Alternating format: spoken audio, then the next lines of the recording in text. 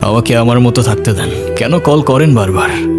আমি তোমার বাবা। ও প্লিজ, যখন দরকার ছিল তখন তো কেউ ফিরেও তাকাননি আমার দিকে, তো এখন কেন? উনি কি বলতে চায়? তেমন স্পেশাল কোনো কারণ নেই, আজকে আমার birthday, that's why. Sorry sorry বাবা, আমি আসলে কাজের জন্য ভুলে গিয়েছিলাম যে আজকে তোমার বার্থডে। স্পেশাল না মানে কি? অবশ্যই স্পেশাল। তুমি আমার একমাত্র সন্তান, আজকে তোমার জন্মদিন। তুমি বলো, তুমি আমার কাছে কি চাও?